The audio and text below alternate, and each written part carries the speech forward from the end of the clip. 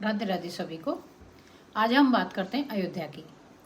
तो अयोध्या में जो योगी जी ने कार्य किया है वो वास्तव में ही सराहनीय है और बहुत ही अद्भुत कार्य है। मैं क्या बताऊं, उसके आसपास इतनी स्वच्छ सिटी और इतना अद्भुत कार्य उन्होंने स्वच्छता के लिए, जनता के लिए, और कहीं भी कोई बाथरूम की या किसी की चीज़ की कोई दिक्कत नहीं है।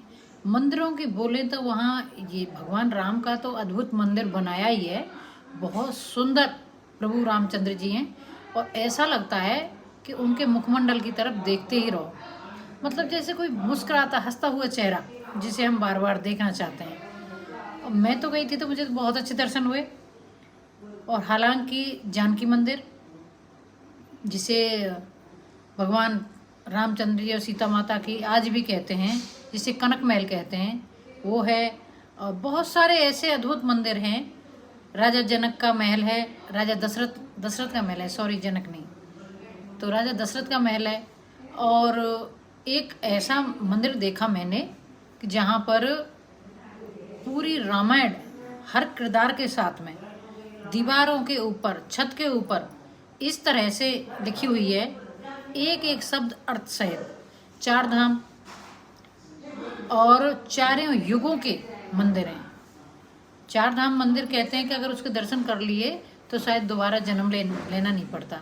हमने कई सारे मंदिरों को दर्शन किए, बट कई सारे हमसे रह गए क्योंकि उस टाइम पे 12 बज गए थे और मंदिरों के पट बंद हो गए थे।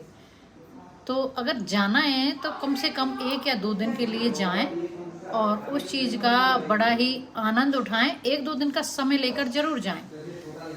रुकने की अच्छी सुविधा है, खाने पीने की अच्छी सुविधा है।